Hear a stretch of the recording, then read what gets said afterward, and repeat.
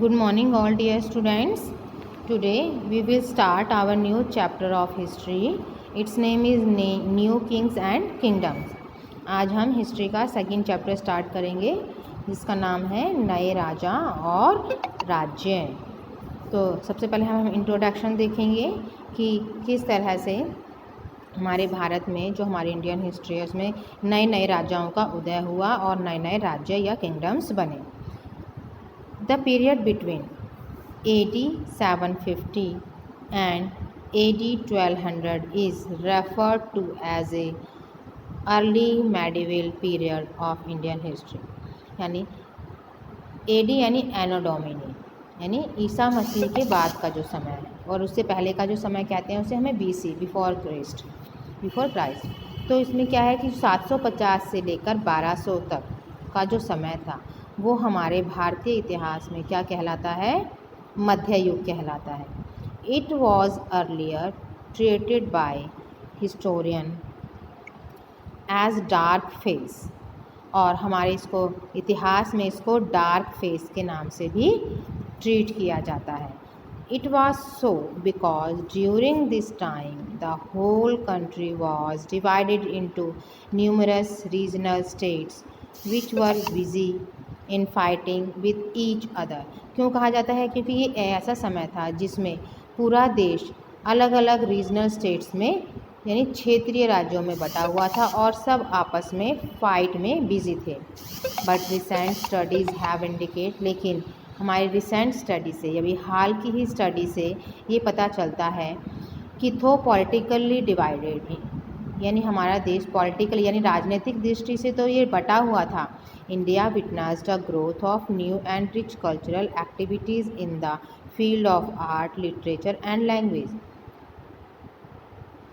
अब ये हमारे किसका विटनेस है, किस चीज़ का गवाह है कि हमारे देश ने new and rich culture activities में प्रोग्रेस की, जैसे फील्ड ऑफ आर्ट्स में, लिटरेचर में और लैंग्वेज में। भले ही हमारा देश बटा हुआ लेकिन इन क्षेत्रों में इसने बहुत प्रगति की।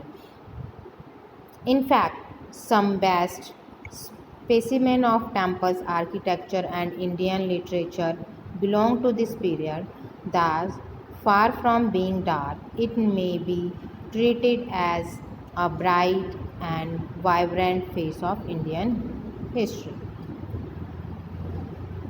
Some best specimen of temples, हमें कुछ ऐसे स्पेसिफिक टेम्पल्स भी थे जिनका आर्किटेक्चर देखते ही बनता है, यानी उनका आर्किटेक्चर बहुत सुंदर है। और Indian literature belong to this period, और हमारा इंडियन जो लिटरेचर है इसी पीरियड से बिलोंग करता है। किस पीरियड से?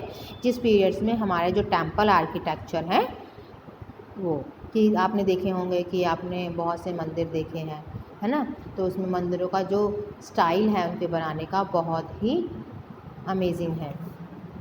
Thus far from being dark, it may be treated as bright and vibrant phase। और जब हम कहते हैं कि डार्क फेज है यानी बुरा या काला युग है तो हम इसको ट्रीट करते हैं ब्राइट और वाइब्रेंट फेज इंडियन हिस्ट्री।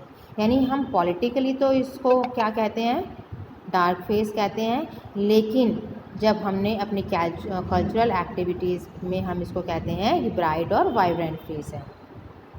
अब the emergence of new dynasties, कि नए नए जो वंश हैं उनका एमरजेंस हुआ यानी उनका उदय हुआ। We can divide the period from AD 750 to AD 1200 into 2 parts. यानी हम 750 AD और 1200 AD को हम 2 पार्ट्स में डिवाइड कर सकते हैं। पहला है 750 से लेकर 1000 AD तक और नेक्स्ट है 1000 से 1200 AD तक।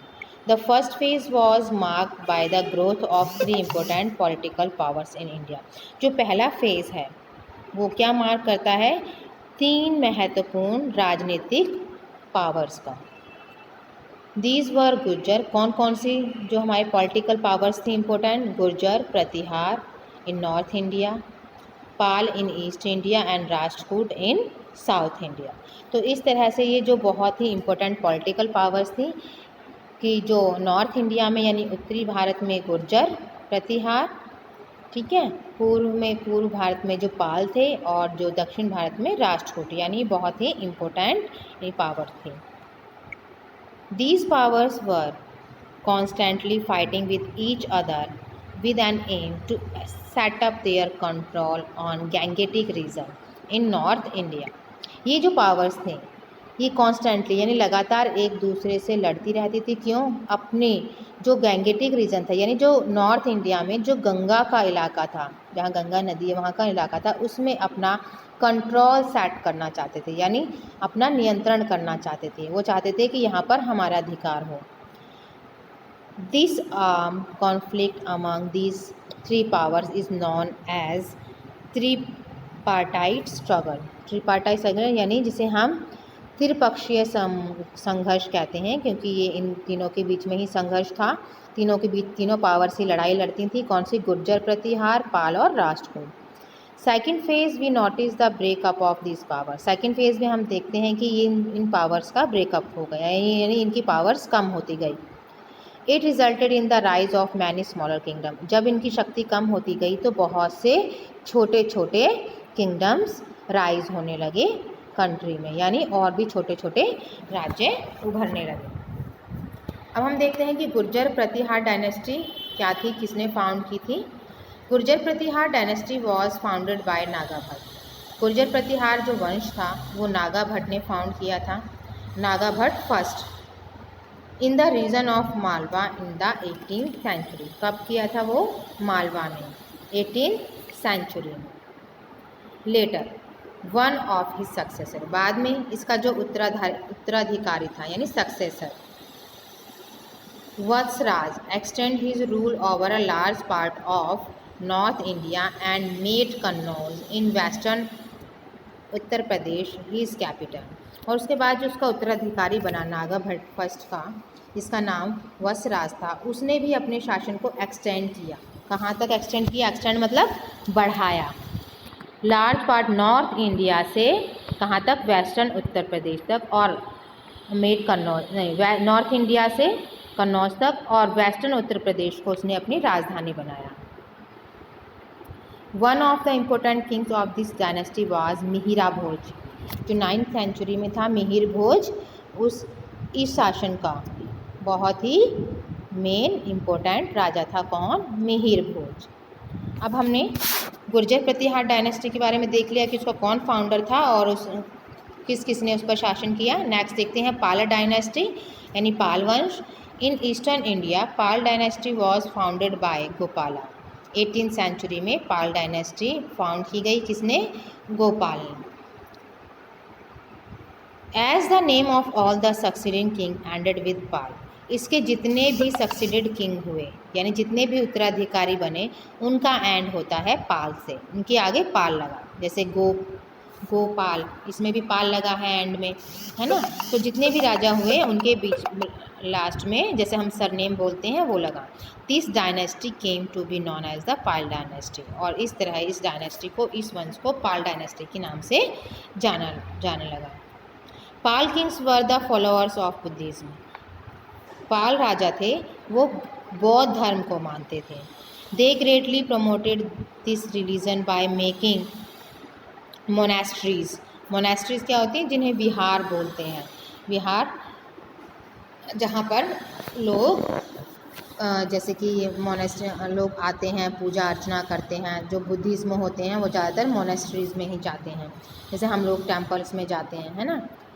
तो उस तरह से उन्होंने ग्रेट प्रमोट किया मोनेस्ट्री बनाने के लिए and temple in eastern India में। इस तरह से पाल राजा ने मोनेस्ट्रीज भी बनाई, यानी बुद्ध लोगों का जो धार्मिक स्थल है वो भी बनाया, और जो हिंदुओं का धार्मिक स्थल है टेम्पल्स वो भी बनाए। Dharmapala is known as to have founded the famous Vikramashila university near Bhagalpur in Bihar. Dharmapala जो कि इसके फेमस फाउंडर थे, जिसका नाम था विक्रमशिला यूनिवर्सिटी, जिसने भागलपुर में विक्रमशिला यूनिवर्सिटी को फाउंड किया, बनाया। अब हमने 2 वंश पढ़ लिए हैं, पाल डायनेस्टी पढ़ ली है हमने, है ना, और हमने गुर्जर प्रतिहार डायनेस्टी भी पढ़ ली है। तो अब हम राष्ट्रकूट डायनेस्टी भी देखते हैं। राष्ट्रकूट डायनेस्टी एक आती साउथ में, ठीक है। Dantidurga was the founder of dynasty. Dantidurga थे वो राष्ट्रकूट डायनेस्टी के फाउंडर थे, जो कि 18th सेंचुरी में इन्होंने फाउंड किया था। The capital of the Rashtrakuta was Manyakheta. और इसकी राष्ट्रकूटों की जो कैपिटल थी वो क्या थे? मनियखेता और मलखेड नियर शोलापुर। इनकी जो कैपिटल थी वो कहाँ थी? शोलापुर के near. One of the important king of the Rajput dynasty was Krishna first. Rajput dynasty का सबसे इम्पोर्टेंट जो किंग था वो था कृष्णा फर्स्ट।